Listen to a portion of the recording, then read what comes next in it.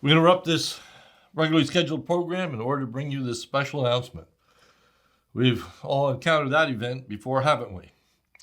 It almost feels like that is what is going on in the passage before us. Paul has been instructing the Philippians in how to live their lives in a manner that is worthy of the gospel. And now, Paul is going to inform the Philippians that he is sending Timothy to them. But this is not as an abrupt transition as it initially might seem. Paul is in prison and cannot come to the Philippians at this time, so he is going to send Timothy in Paul's stead. Timothy, however, is a living embodiment of one who conducts himself in a manner worthy of the gospel. Timothy is evidencing the very traits that Paul is seeking to develop in the Philippians themselves. Timothy is an individual who is walking in a manner worthy of the gospel. Timothy is an individual who is putting other people's interests before his own. And Timothy is an individual who is accomplishing the purpose for which God has sent him, all themes that Paul has already addressed. So the theme this morning is that the Philippians are to extend a very warm welcome to Timothy and hold him in high regard. So first, Paul informs the Philippians of his intention of sending Timothy to them in his stead. Paul's intention of sending Timothy is subservient to the will of God, of course. Philippians 2:19, it says, I hope in the Lord to send Timothy to you soon. It's a helpful reminder to us all that our plans, no matter how well-intentioned and thought out, should always be subservient to the will of God. We should welcome God's setting aside our plans, knowing that he has something better in view. It is also a helpful reminder to all that our plans, no matter how well-intentioned and thoroughly thought out, are in themselves, nevertheless, subservient to the will of God, whether we like it or not. It isn't simply that we give God permission to overrule our plans, but he has that sovereign right and authority and will overrule our plans as he deems fit. So this goes a step further. For God is sovereign over our lives and does not need our permission to alter our plans. Thus, whenever our plans are overruled by God, we should rejoice and give thanks. And whenever our plans actually come to fruition in like manner, we should rejoice and give thanks to God. So Paul's intention is to send Timothy to the Philippians in the not too distant future. He says that he will send Timothy to them soon. Thus, they should be looking for him not tomorrow, but in the not too distant future. Paul wants to give them a sense of hope, something to look forward to as they think about Timothy's coming. Thirdly, Paul's intention of sending Timothy is so that Paul will be encouraged by what he hears as to how well the Philippians are doing. Philippians 2:19, I hope in the Lord Jesus to send Timothy to you soon, so that I may be cheered by news of you. Thus, he expects Timothy to give a report when, after Timothy has arrived on the scene. Paul anticipates that the assessment that Timothy is going to give is going to be favorable, and such a favorable assessment will bring joy to Paul's heart. Paul is not so egotistical that he secretly wants them to fail without him. He doesn't want them to be so dependent upon him that they cannot do well in his absence, but rather Paul is rejoicing. And further, Paul will rejoice when God is using someone other than himself, such as Timothy. So secondly, Paul commends Timothy to the Philippians who is coming in Paul's stead. What is it about Timothy that is so commendable? Why should Timothy be received so warmly and respectfully? Well, the answer is Paul commends Timothy to the Philippians because he has the same mindset of the Apostle Paul. In Philippians 2:20, it says, For I have no one like him who will be genuinely concerned for your welfare. I have no one else of kindred spirit, says the NAS, and the King James translates it, for I have no man like-minded. Earlier, Paul had exhorted the Philippians to be like-minded, and Timothy is a supreme example of that. Philippians 2:2. Complete my joy by being of the same mind, having the same love, being in full accord and of one mind. Timothy is of that same one mindset, first of all with Christ, and secondly with with Paul. Same attitude, same spirit as the Apostle Paul.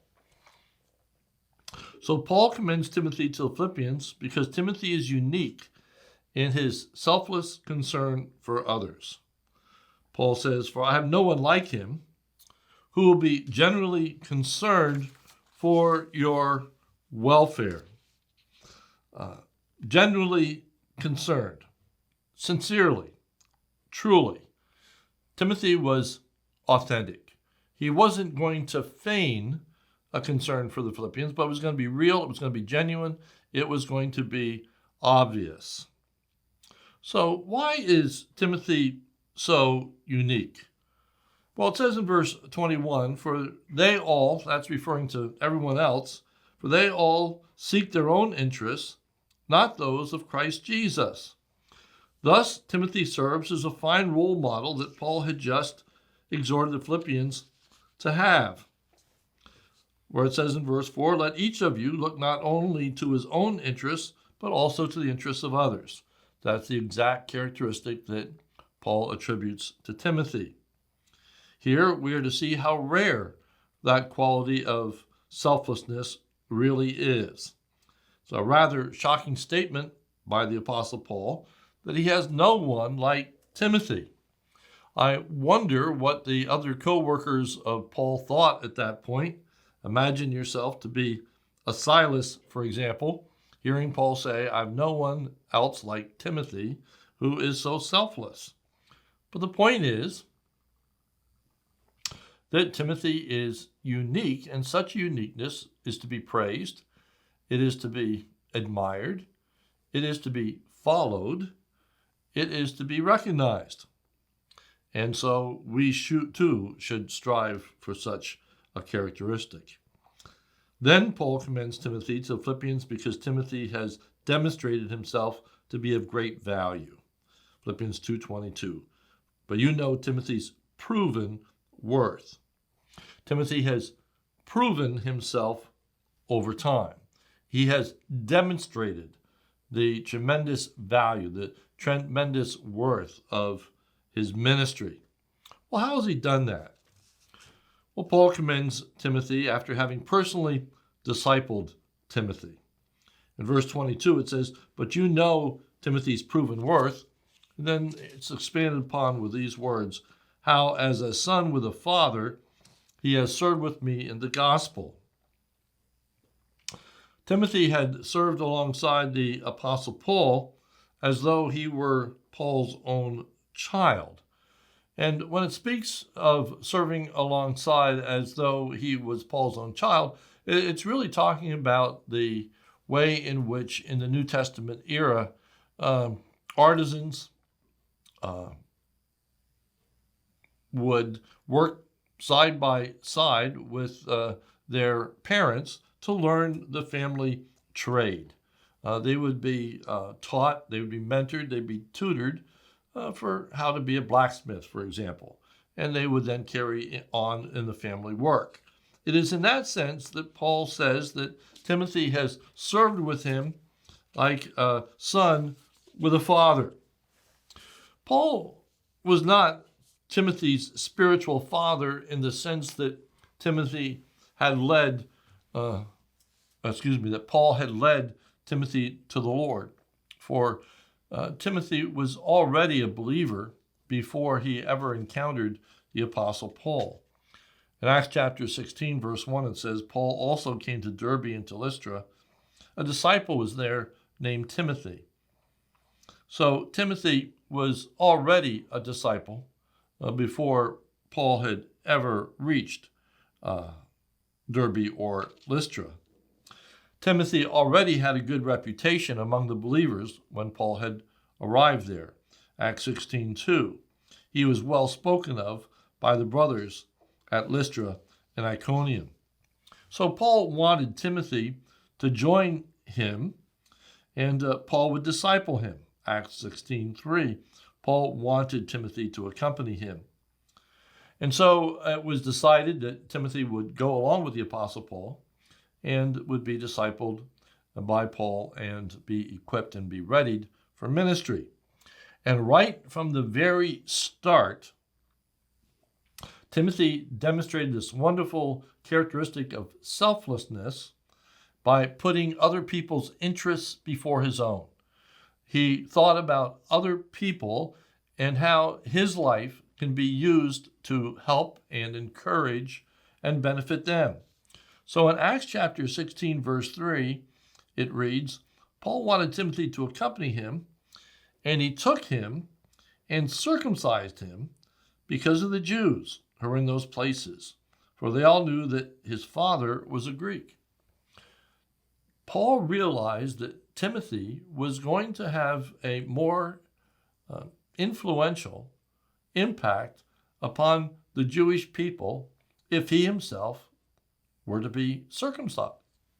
Now, Timothy is not circumcised at this point because his father was a Greek, but he certainly was eligible to be circumcised, and the Jews would have looked upon that very favorably.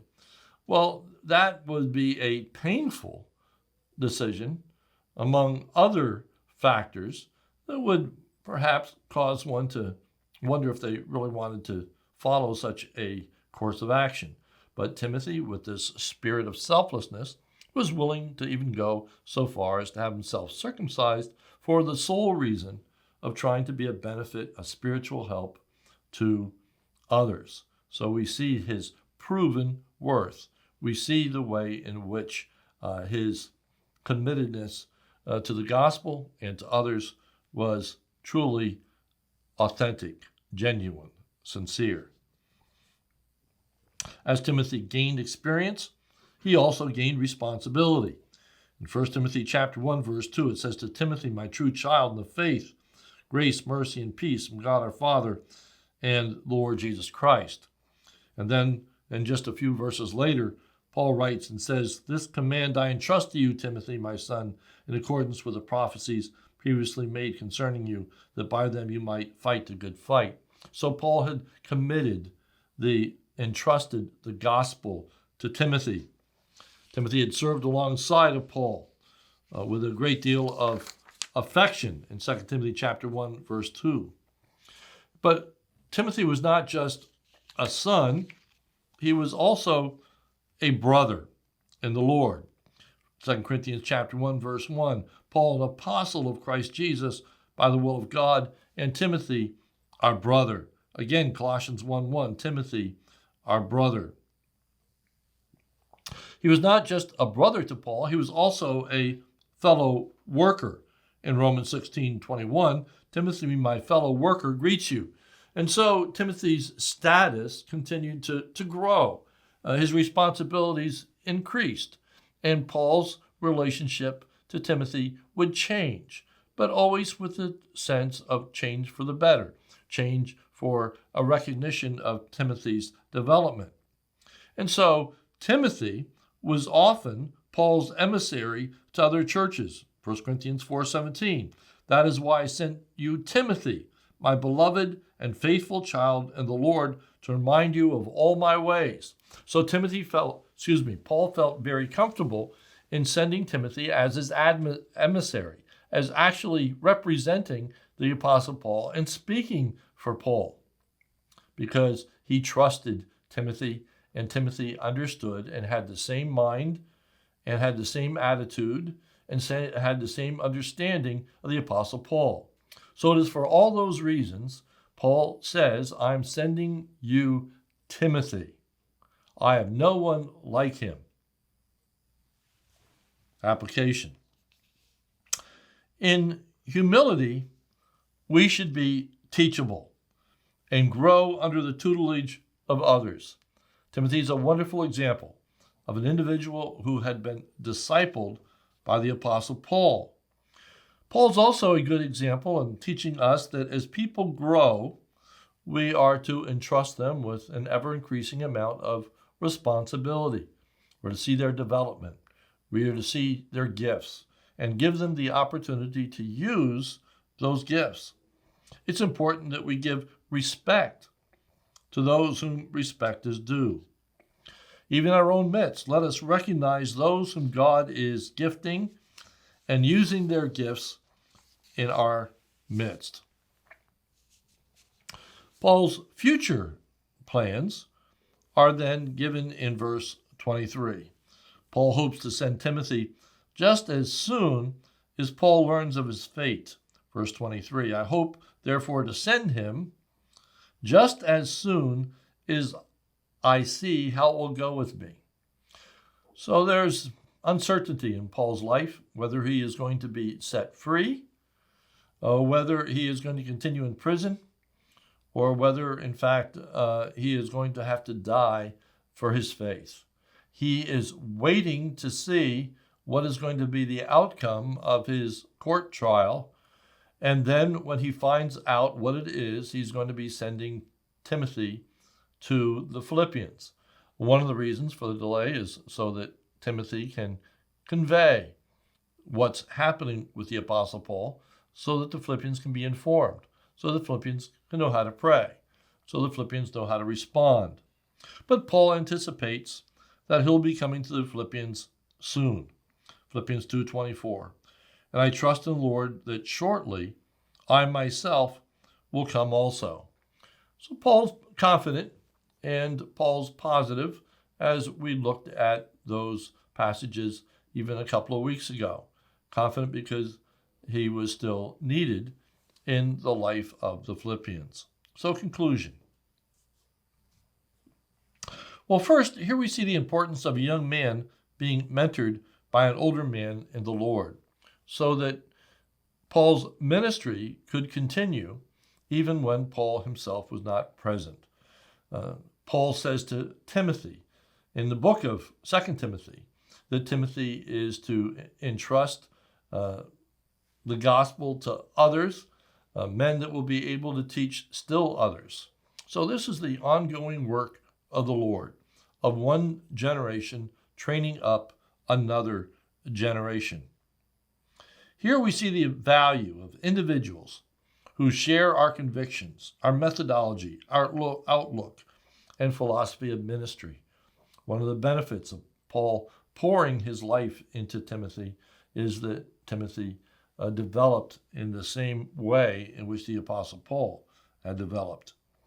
Here we see the importance of valuing character, of humility, selflessness, a servant spirit, and loyalty. It's striking to me that whenever Paul is commending Timothy, and actually any of his co-workers, he doesn't speak of his ability. He doesn't speak of his talent. He doesn't speak of Timothy's oratory capabilities.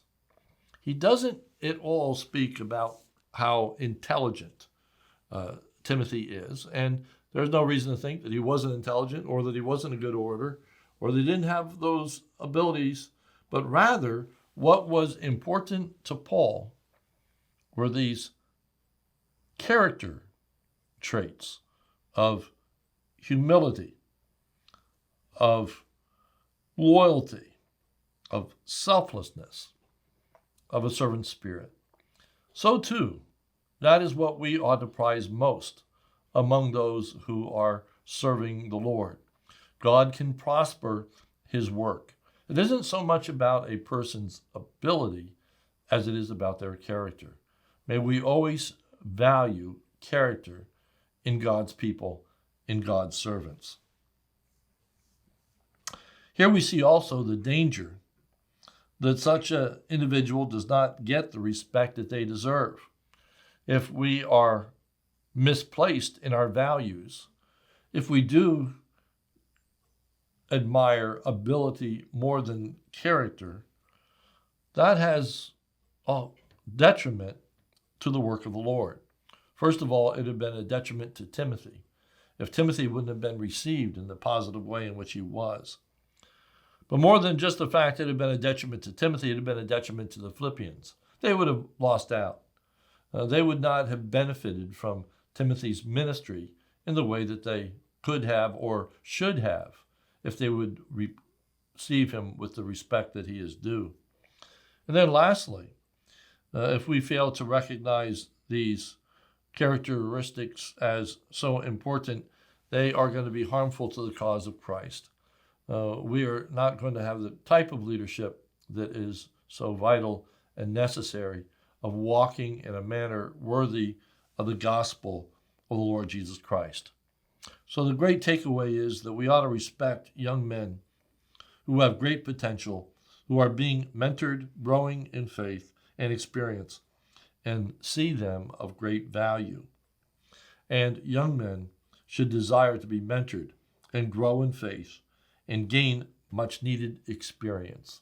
And most importantly, that they guard even more than their abilities, and as they try to develop even more than their skills, that they guard their hearts, their lives, and that they would grow in grace and knowledge of Lord Jesus Christ in such a way that it produces within them character traits that are worthy to be modeled.